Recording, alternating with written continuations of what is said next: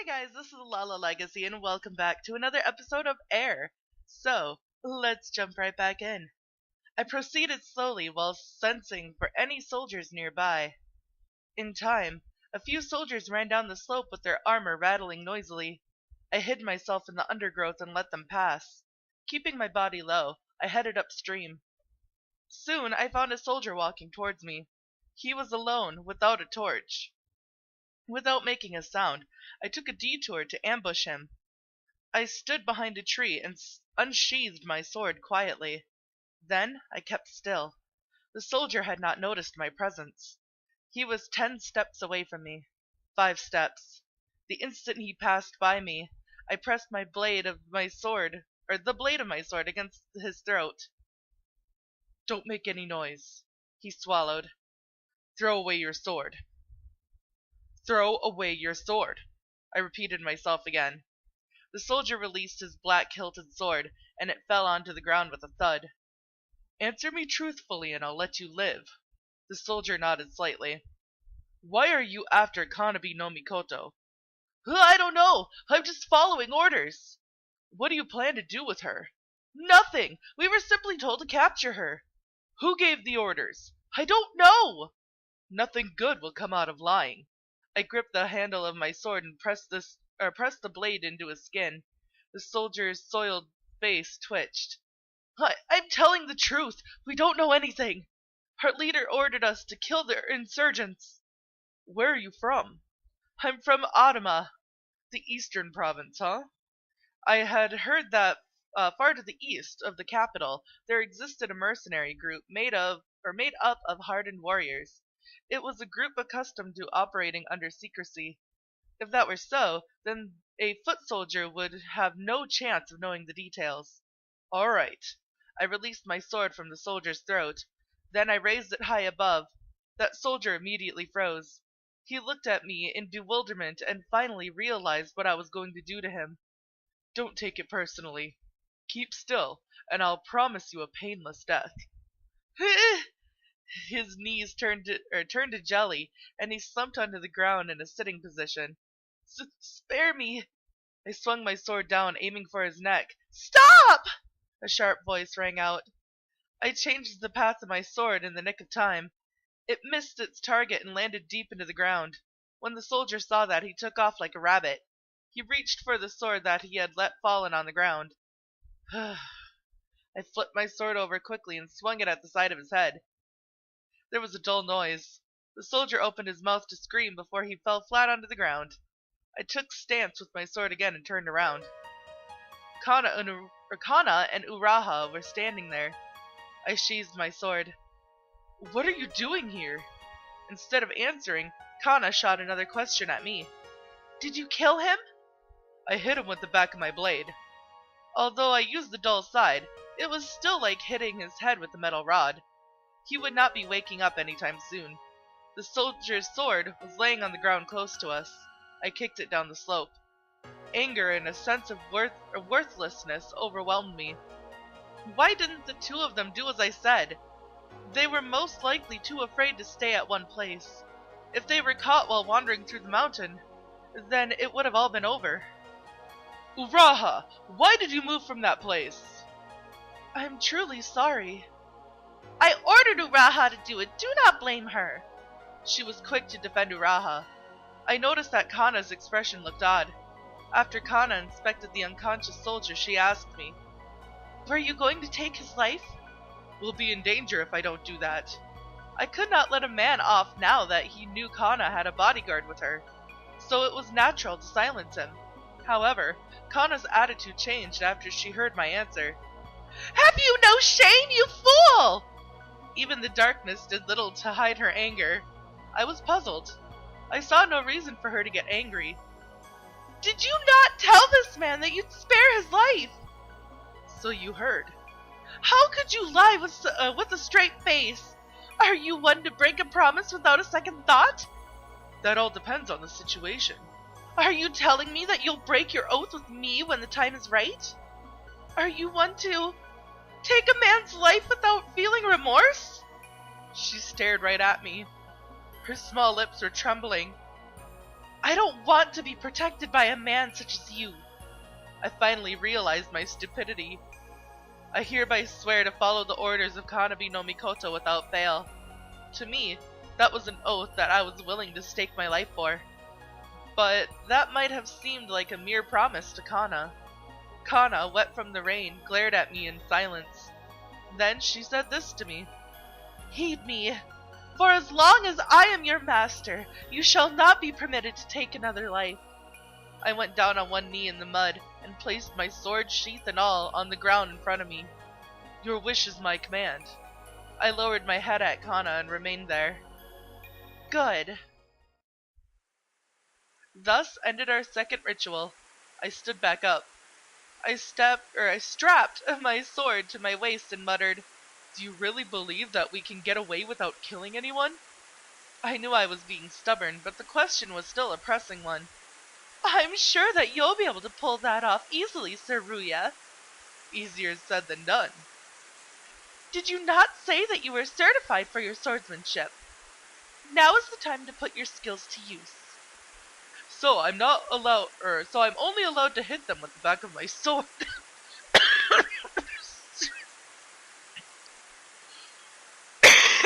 Sorry guys, I'm still a little sick. I sighed. Ugh. The soldier groaned. He was finally coming to. I took off his armor and binded his hands and legs with ropes.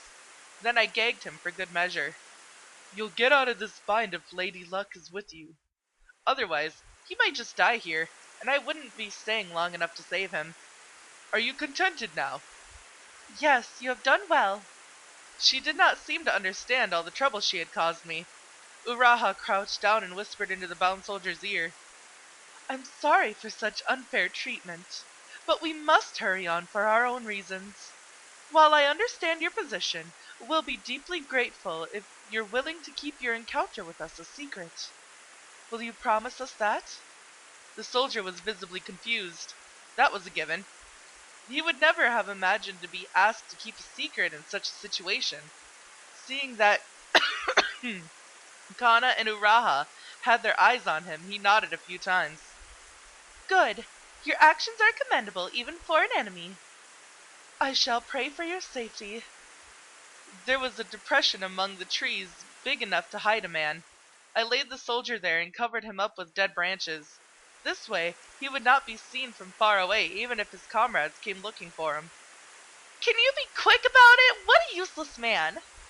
Sir Ruya, where is Lady Kanna's coat? Is it just me, or did you treat the captive better than you treat me? Did you just say something? No, never mind. The rain stopped, and the long night drew to a close. The sound of chirping birds had returned to the forest. The morning sunlight penetrated the towering branches. Juvenated by the rain, the trees emitted a refreshing fragrance. I climbed onto high ground and scanned the surroundings. Lush green mountains spread out in all directions. There were no signs of the pursuers. I descended the slope and returned to the other two. We can relax now. I don't see any pursuers. Really? Yeah. We've been very fortunate. Quite so indeed. Both of them slumped on the ground, relieved. But that was to be expected. They had traveled further than their stamina allowed within one night. Kanna especially, for she had not spoken a word since daybreak. Alright, let's take a break here. I found a shade in the trees, with a good view, and sat down on a tree root. Kanna did the same. Ah, your clothes! You're still worrying about that? Kanna's clothes were soaked with rain. Her skirt was muddy and ripped in a few places. Uraha could hardly bear to watch. Cicadas began to sing from a tree trunk far away. The weather would become hotter soon. Are you two forgetting something? You mean... Oh, that's right. As your reward for walking all night, sing and dance all you want. I don't mean that! Isn't there anything to eat? You sure are blunt. It was impressive that she still had the energy to eat in her state of exhaustion. I smiled bitterly and told Uraha, Take out the water and dried rice. Yes, right away. Uraha, who had gotten out of her traveling clothes, retrieved the dried rice from her pack. She tasted the food first as always, then handed it over to Kanna along with a bamboo container. Lady Kanna, please enjoy your meal. All right. She tilted the bamboo container and poured water on the dried rice. After leaving it out for a minute, she started eating. It's horrible. Give it to me if you don't want it. I did not say that, you wretched glutton! She slapped my hand away. She poured more water onto her rice and chewed on it grudgingly. Uraha and I had our meal as well. It was only after I swallowed my first bite that I realized how hungry I was. Although the food would taste better if we cooked it, it was still too risky to light a fire. That abalone dish I ate some time back was delectable. The dried cuttlefish and sea bream was quite exquisite too. Weren't those offerings to the gods? Surely they had served a better purpose in my stomach than they would rotting on the altar. What's so funny? Dining on dried rice like this, it's as if the three of us were noble officials regulated to the hinterlands, munching on rice soaked in our tears as we wallowed in pity. What an elegant analogy! Didn't I tell you to stop replying to my jokes with a straight face? We chatted and stuffed ourselves with rice. Kanna, go take a nap after you've eaten. She did not answer. Kanna? She had already gone to dreamland with her food still half eaten. Isn't she supposed to be of a good pedigree? She's too tired. Lady Kanna, please use this as a pillow. Uraha supported Kanna's body. Kanna leaned toward Uraha and finally placed her head on Uraha's lap. This is my first time seeing her look so peaceful. A good sleep will be most beneficial for the walk ahead of us. That is quite right. You should get some sleep as well. You haven't slept much, have you? But aren't you tired yourself? I'll be alright, I'm used to this. Because you fought in wars before. I hadn't expected her to speak of such a thing. That's right, I have. I nodded slightly. Uraha gazed at me questioningly. Saruya, I have a question. What is it? Where do you plan to go? We'll head south for the time being. Why is that? I heard a rumor while I was at the shrine. Apparently, there was once two winged beings who lived there, and they were mother and daughter. Uraha remained silent and waited for me to continue. Kanna seemed to have been separated from her mother when she was little. If that daughter is Kanna, then it means Lady Kanna and her mother had lived in that shrine down south in the past. I can't be certain, but that's our only lead for now. That was nothing but hearsay. I did not even know if that shrine existed. Even a winged being was living there. It might not be her mother. We could only try our luck. However, there was one thing that still bothered me. That was the anxious expression of the guard when he told me that rumor. I heard that long ago, two winged beings who were mother and daughter were imprisoned in this shrine south of here, and the sentence that followed. The mother understood the nature of humans and transformed into a demon.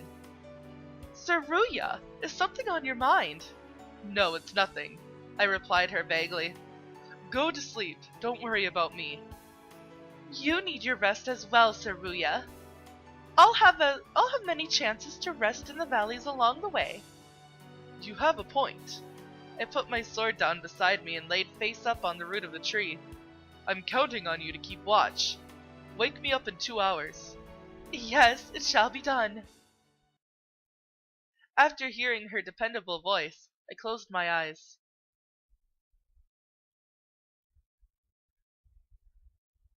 Mountain Road.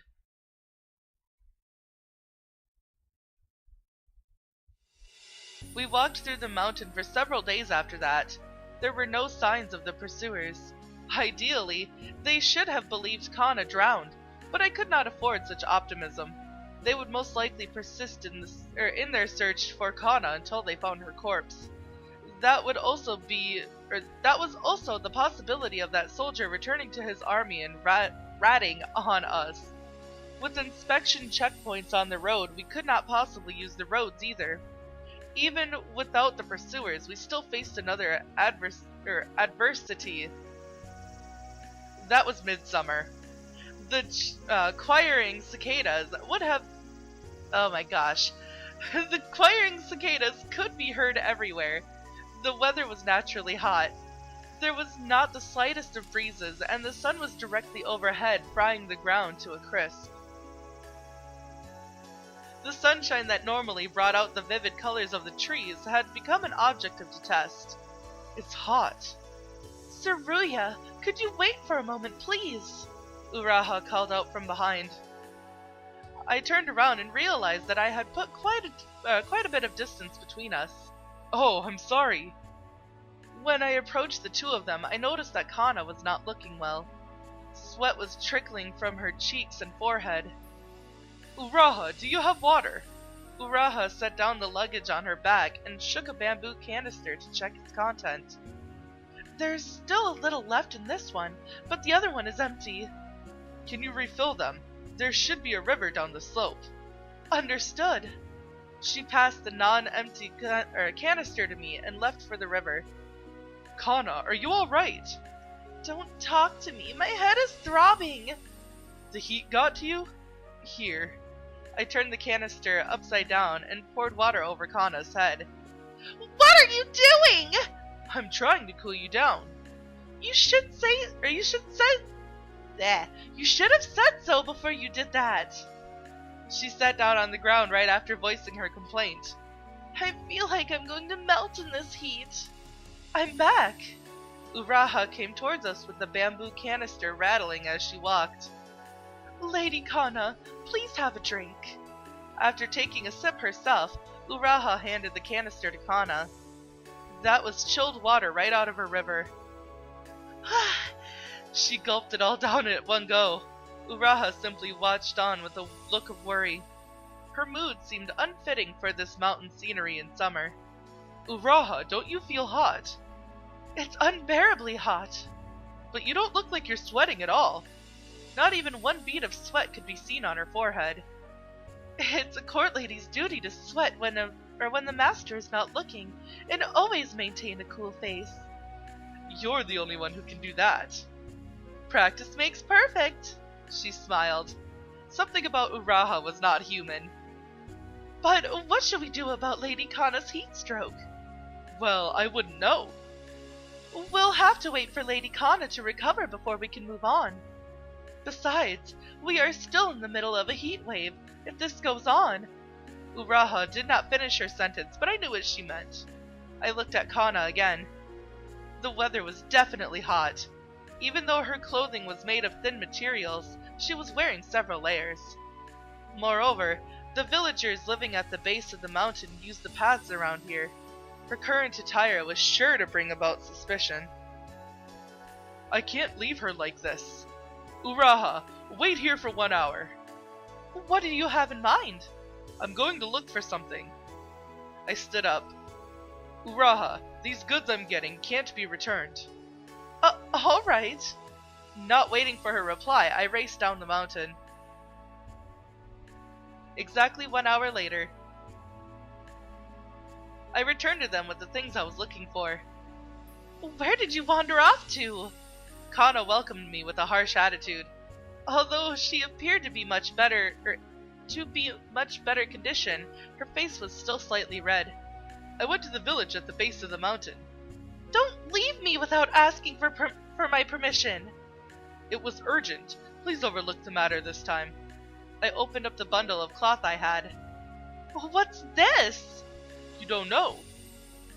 These are clothes. You wear it by putting your arms through the sleeves and tying the belt around your waist. Everyone wears these nowadays, unless you're a wild animal. Though there are situations when it's more polite to be naked, but you needn't know when yet. Don't take me for a fool! Oh my, are those new clothes? Uraha's eyes beamed with curiosity in contrast to Kanna's indifference. After she felt the clothes with 2 fingers, she tilted her head. This texture is a bit rough, even for her raw skin. This is either linen or something else. Don't you think the color of withered leaves is a little inappropriate for the season? How could you be worrying about colors now? I shall put other layers over it to make it look cooler. No more layers, please. Although she sounded dissatisfied, she looked eager to try on the new clothes. But that is all the time that I have for this episode, guys, so if you liked it, please give it a big thumbs up down below. And if you haven't already, subscribe. By subscribing, you're becoming part of a legacy. I love you guys so much, and I will see you in the next video. Bye-bye!